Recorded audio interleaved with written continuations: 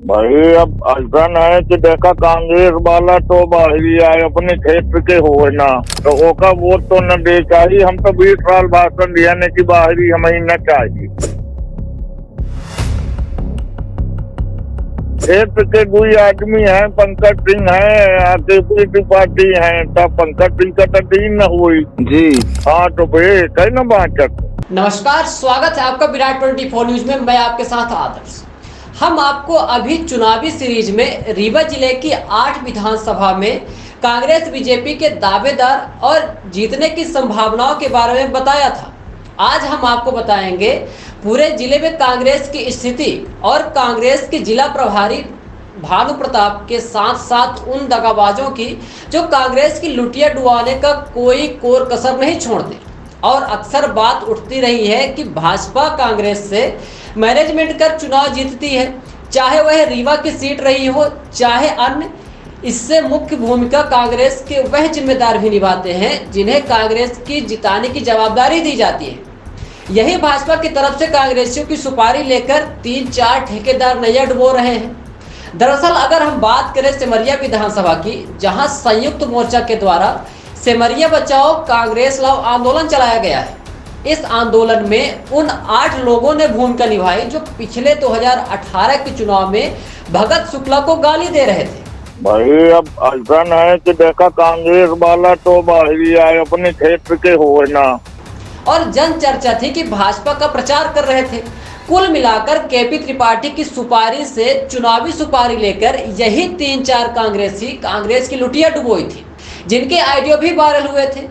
एक बार फिर उनकी साजिश है कि भगत सत्यनारायण जैसे कमजोर प्रत्याशी को टिकट मिल जाए जिससे भाजपा प्रत्याशी की जीत हो।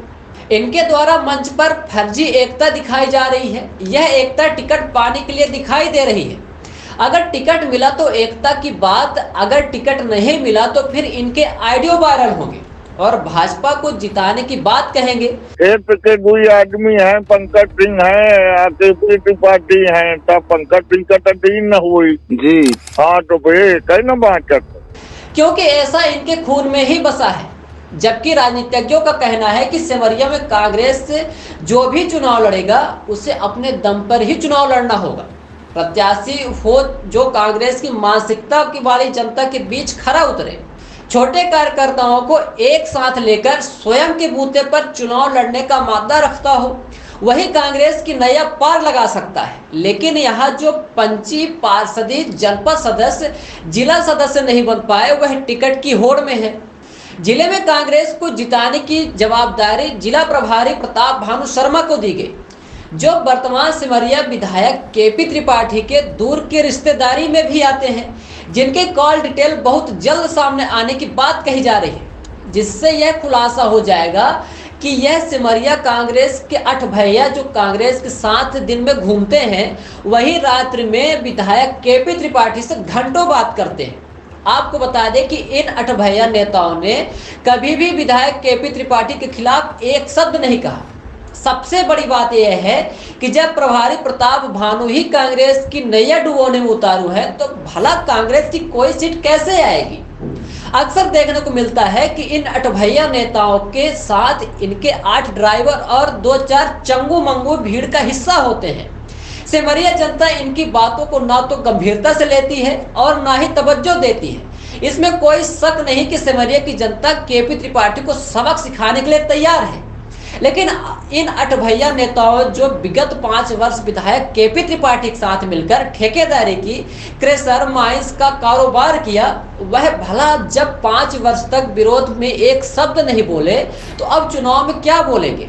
आइए आपको सुनाते हैं एकत्र इन कांग्रेसियों के कुछ आइडियो जो 2018 में वायरल हुए थे।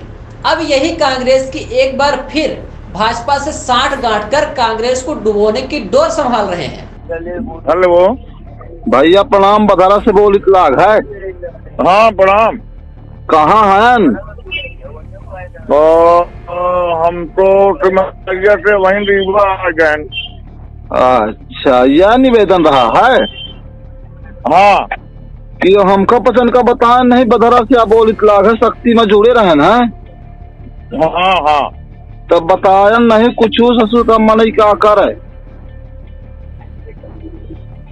भाई अब ऐसा है कि देखा कांग्रेस वाला तो बाहरी आए अपने क्षेत्र के हो ना, जी तो ओका वोट तो न दे चाहिए। हम तो 20 साल भाषण दिया ने कि बाहरी हमें न चाहिए, जी तो आज हम बाहरी के कैसन वोट दे के चाहिए। जी अब काखा दे इथे। अरे भे आपको बाकत है, क्षेत्र के कोई आदमी है, पंकज सिंह है, आरकेपी त्रिपाठी है, तब पंकज सिंह का तो दिन न हुई। जी पंकज सिंह का तो नहीं दिन हुई। हाँ तो भे कई न बाकत है। हाँ जी हाँ तो ये तीन जाए जी। हाँ सुना आपने, यह थे प्रदीप सोहगौरा, जो 2018 के चुनाव में तब के कांग्रेस प्रत्याशी भगत शुक्ला को बाहरी बताते हुए भाजपा के प्रत्याशी केपी त्रिपाठी को वोट डालने का प्रचार कर रहे थे। अब यही मोर्चा बनाकर एक बार फिर ऐसे प्रत्याशियों को टिकट दिलाने में जोर दे रहे हैं जो एक बार फिर डमी कैंडिडेट साबित हो और बीजेपी की जीत हो जाए। सेमरिया में ही नहीं बल्कि पूरे जिले में जिला प्रभारी प्रताप भानु कांग्रेस की लुटिया डुबोने का बीड़ा उठा लिया है। गुड़ में कांग्रेस पार्टी से कपिध्वज सिंह की टिकट कटवाने में जी जोर से कोशिश की जा रही है और बताया यह भी जा रहा है कि उनका आपराधिक रिकॉर्ड, जबकि गुड़ विधानसभा से एक ही प्रत्याशी कपिध्वज हो सकते हैं जो कांग्रेस को जीत दिला सकते हैं। यही हाल त्योंथर में है, जहां रमाशंकर पटेल की टिकट कटवाकर कांग्रेस को गर्त में ले जाने की भूमिका और उसमें मुख्य भूमिका का निभाने वाले अमैया परिवार से सिद्धार्थ तिवारी उर्फ राज को टिकट दिलवाने का जोर लगाया जा रहा है। इतना ही नहीं, सिरमौर से एक ऐसे प्रत्याशी को टिकट देने की सिफारिश की जा रही है जो बाहरी है, जिसके लिए राजमणि पटेल जैसे कद्दावर नेता की टिकट काटकर पूर्णिमा तिवारी को टिकट दिलाने के लिए प्रताप भानु शर्मा वाबरे हुए जा रहे हैं और स्वयं टिकट मैनेज करवाने में जुटे हुए हैं। रीवा सीट पहले से ही हारी है, जो एकता नगर निगम चुनाव में दिखी थी वह अब दूर दूर तक नजर नहीं आ रही है। महापौर से मुस्लिम वोटर नाराज हैं क्योंकि मोदी का चेहरा दिखाकर सिर्फ मुस्लिम वोटरों को डरवाया जा रहा है, ना तो इन्हें प्रतिनिधित्व दिया जा रहा है और ना ही कोई जिम्मेदारी दी जा रही है। कांग्रेस आदिवासी वोट लेना चाहती है पर टिकट नहीं देना चाहती। यह कहे कि भाजपा कांग्रेस दोनों बड़ी पार्टियां सिर्फ वोट बैंक के रूप में दलितों का उपयोग करते हैं तो कोई अतिशयोक्ति की बात नहीं होगी। अगर आदिवासियों ने एक बार फिर बीएसपी की ओर रुख किया तो भाजपा कांग्रेस की होशियारी धरी की धरी रह जाएगी। मऊगंज की बात करें तो प्रताप भानु सुखेंद्र सिंह बनना को भी नहीं चाहते, पर वहां कोई प्रतिद्वंदी नहीं है। हालांकि जिला बनने के कारण मऊगंज से कांग्रेस की जीत असंभव सी दिखाई दे रही है। अगर देवतोला की बात करें तो कोई प्रत्याशी नहीं है जो भाजपा को टक्कर दे। 2018 में जो सीमा जयवीर सिंह को वोट मिले थे वह बीएसपी के वोट थे। अब सीमा जयवीर भी इस गुटी राजनीति के शिकार हैं। वही मनगवा कांग्रेस के पास कोई अच्छा प्रत्याशी नहीं है। जो आना काना है उसे छोड़कर प्रताप भानु शर्मा जनपद सदस्य सीमा प्रजापति के लिए लॉबिंग कर रहे हैं। इन सबको देखकर लगता है कि कांग्रेस के लिए एक बार फिर 2018 वाले परिणाम देखने को मिलेंगे, क्योंकि हर विधानसभा क्षेत्र में पंचायत, जनपद, जिला पंचायत के चुनाव हार चुके प्रत्याशियों पर कांग्रेस एक बार फिर दांव लगाना चाहती है। जो गलतियां 2003 में की गई थी वह एक बार फिर कांग्रेस 2023 में करना चाहती है। आपको बता दें कि अगर पंचायत सेमरिया चुनाव में पूर्व ग्रामीण अध्यक्ष भगत शुक्ला को प्रभारी बनाया गया था, जिनके नेतृत्व में नगर पंचायत का चुनाव लड़ा गया, तो कुल 2 पार्षद ही जीते थे, जिसमें से एक पार्षद वह था जो मुस्लिम बाहुल्य वार्ड से चुना गया। इतना ही नहीं, अध्यक्ष के चुनाव में दोनों भाजपा में शामिल हो गए और भाजपा का अध्यक्ष निर्विरोध चुना गया। अगर 2018 में हुए चुनाव में रीवा विधानसभा सीट की बात करें तो यहाँ के ही फूल छाप कांग्रेसी कांग्रेस प्रत्याशी के खिलाफ भाजपा का प्रचार कर रहे थे। इतना ही नहीं, यह भी चर्चा थी कि भाजपा का पैसा कांग्रेसियों ने बांटा था।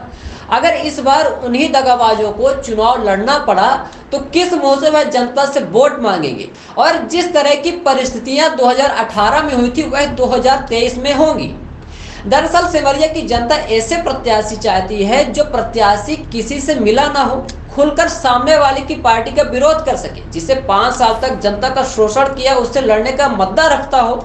लेकिन अठभैया यहाँ गलवहिया जोड़कर चाहते हैं कि जनता युद्ध करे, गुंडे से मार खाए, झूठे मामले सहे और जीत उन्हें मिले। आज आयोजित आदिवासी सम्मान कार्यक्रम में पूर्व कांग्रेसी प्रत्याशी भगत शुक्ला, कांग्रेस को धोखा देने वाले दिवाकर द्विवेदी, भाजपा के केपी त्रिपाठी का प्रचार करने वाले प्रदीप सोहगौरा, गजेंद्र दुबे, लालमणि पांडे और वही सत्यनारायण चतुर्वेदी, धर्मेंद्र तिवारी, विष्णुकांत कुशवाहा को यहाँ के लोग इन कांग्रेस की लुटिया डुबोने वाले अठवैया में गिनते हैं। अब आपको दिखाते हैं इनके द्वारा आयोजित कार्यक्रम और दूसरी तरफ दिखाते हैं आदिवासी सम्मान दिवस के रूप में आयोजित सुंदरिया आदिवासी का कार्यक्रम, जो लगातार आदिवासियों के लिए लड़ती रही।